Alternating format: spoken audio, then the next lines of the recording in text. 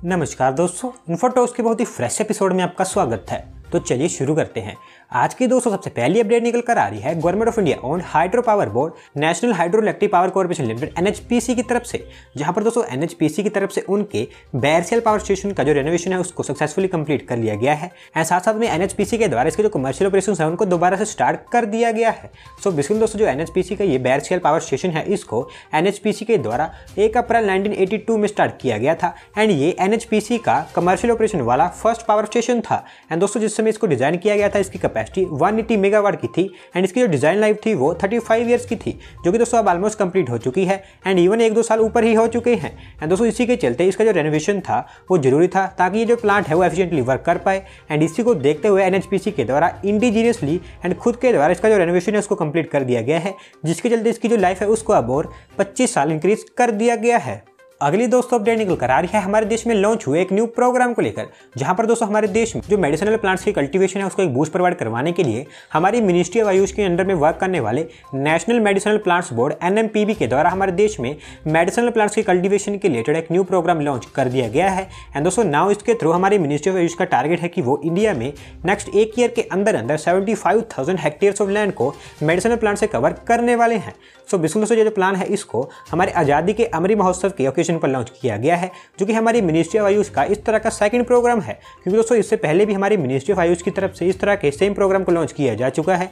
And now दोस्तों ये new program launch किया गया है इसको यूपी के सहारनपुर एंड महाराष्ट्र के पुणे से स्टार्ट किया गया है, जहाँ पर जो फार्मर्स हैं उनको free of cost medicinal plants बांटे गए हैं ताकि वो उनकी लैंड पर इनको कल्टिवेट कर सके। एंड ताकि मिनिस्ट्री ऑफ आयुष अल्टरनेटिवली इस ईयर के अंदर 75,000 हेक्टेयर्स ऑफ लैंड को मेडिसिनल प्लांट से कवर कर पाए।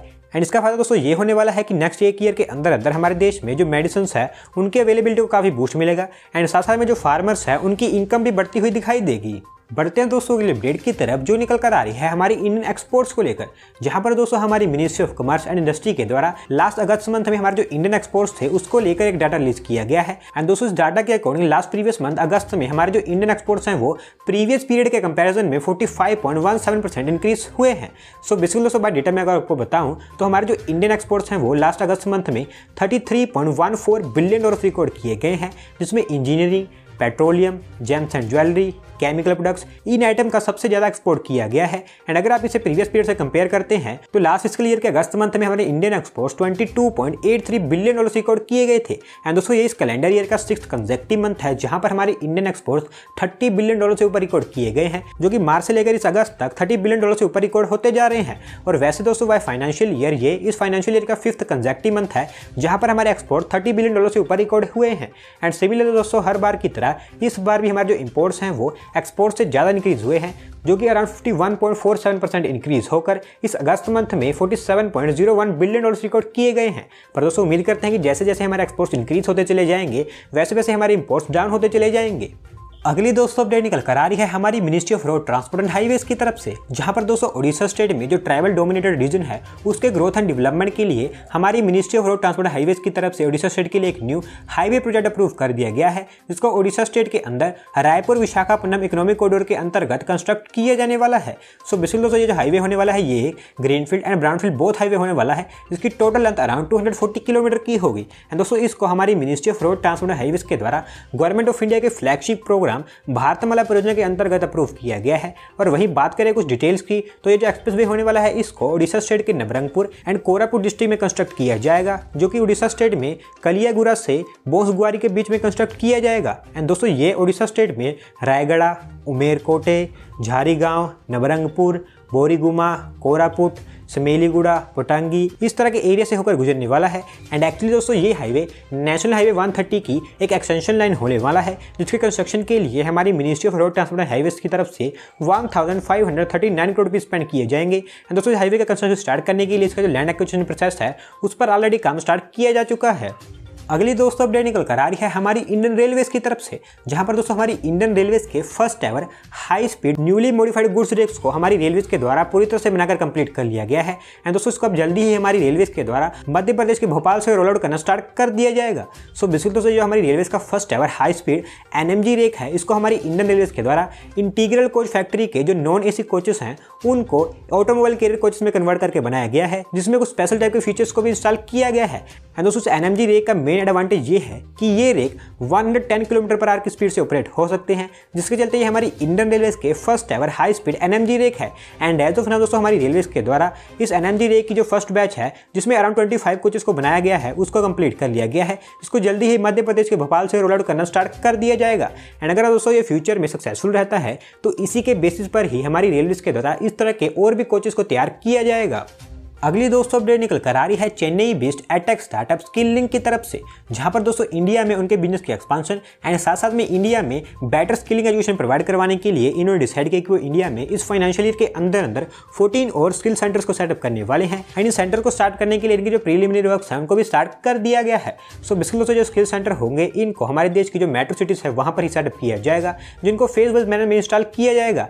एंड इनिशियली फेज 1 के अंतर्गत ये स्टार्टअप हमारे देश में पुणे, बेंगलुरु, हैदराबाद एंड चेन्नई इन चारों सिटीज में उनके स्किल सेंटर्स को सेटअप करेगा, जहां पर स्किलिंग सर्विसेज प्रोवाइड करवाने के लिए इनकी तरफ से ग्रेट एक्सपीरियंस वाले जो फैकल्टीज हैं उनको हायर किया जाएगा, ताकि दोस्तों जो इंडियन यूज के स्किल है उनको वर्ल्ड के सामने पूरी तरह से लाया जाए। एंड दोस्तों इनिशियली फेज 1 के अंतर्गत इनके सेंटर्स को सेटअप करने के बाद में इनकी तरफ से हमारे देश में दिल्ली NCR, मुंबई, अहमदाबाद, भुवनेश्वर इस तरह के सिटीज में भी इनके सेंटर्स को सेटअप किया जाएगा। अगली दोस्तों अपडेट निकल कर आ रही है हमारे देश की government own Indian oil companies को लेकर, जहां पर दोस्तों हमारे देश में जो एथेनॉल है उसकी अवेलेबिलिटी को और भी इंक्रीज करने के लिए हमारे देश की state own oil companies Indian oil corporation, Bharat petroleum corporation and Hindustan petroleum corporation ने डिसाइड किया कि वो इंडिया में 12 एथेनॉल प्लांट्स को सेटअप करने वाले हैं, जो कि इनके द्वारा मिलकर सेटअप किए जाएंगे। एंड दोस्तों इनको सेटअप करने के लिए इन तीनों कंपनीज के द्वारा मिलकर 5000 से लेकर 7000 करोड़ रुपये तक की इन्वेस्टमेंट की जाने वाली है।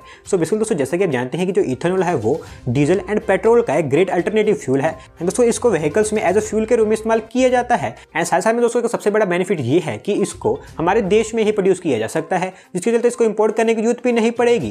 दोस्तों इसी को देखते हुए हमारी जो यूनियन पेट्रोलियम मिनिस्ट्री है उनकी तरफ से हमारे देश की जो स्टेट ऑयल कंपनीज है उनको इंडिया में एथेनॉल प्लांट्स की प्रोडक्शन बूस्ट करने के लिए कहा गया था, जिनके चलते दोस्तों इनकी तरफ से प्लान बनाया गया है कि वो इंडिया में 12 एथेनॉल प्लांट्स को सेटअप करेंगे। एंड इसी के लिए इनकी तरफ से 5000 से लेकर 7000 करोड़ रुपए तक की इन्वेस्टमेंट की जाएगी, जिनके थ्रू इनका प्लान है कि वो इंडिया में एनुअली 150 करोड़ लीटर एथेनॉल को प्रोड्यूस करेंगे। और वैसे में दोस्तों आपको बता दूं कि हमारे देश में एथेनॉल की प्रोडक्शन को बूस्ट करने के लिए हमारी सेंट्रल गवर्नमेंट के द्वारा 2025 तक इंडिया में टोटल 1000 करोड़ लीटर्स पर एनम की कैपेसिटी को ऐड करने के लिए कहा गया है।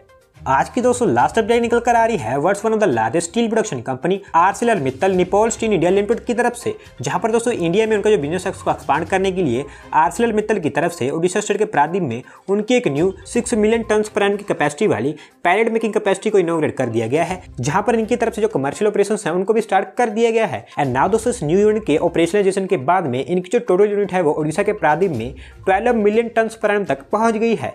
सो बिल्कुल दोस्तों इस न्यू यूनिट को लेकर जो इन्वेस्टमेंट है उसके बारे में तो अभी इनकी तरफ से कुछ भी नहीं बताया गया है, लेकिन दोस्तों इनके पास में ओडिशा के प्रादीप में जो प्लांट है वो India's largest single location complex बन चुका है, जिसकी total capacity 12 million tonne per annum तक की हो गई है। एंड वैसे दोस्तों इनकी जो टोटल कैपेसिटी वो इंडिया में 20 मिलियन टन पर एनम की है, क्योंकि दोस्तों इनके पास में ऑलरेडी आंध्र प्रदेश की विशाखापट्टनम में भी 8 मिलियन टन की कैपेसिटी वाला एक और भी पैलेट मेकिंग प्लांट है। एंड नाउ दोस्तों ओडिशा स्टेट में इस न्यू यूनिट के स्टार्ट हो जाने के बाद में ओडिशा स्टेट की जो स्टील कैपेसिटी है वो हमें फ्यूचर में बढ़ती हुई दिखाई देने वाली है। तो दोस्तों आज की वीडियो में बस इतना ही। अगर आप अपनी तरफ से कोई अपडेट सबमिट करना चाहते हैं तो डिस्क्रिप्शन में दी गई लिंक पर क्लिक करके सबमिट कर सकते हैं। और अगर आज की वीडियो पसंद आई हो तो वीडियो को लाइक करें, चैनल को सब्सक्राइब करें। धन्यवाद आपका वीडियो को देखने के लिए।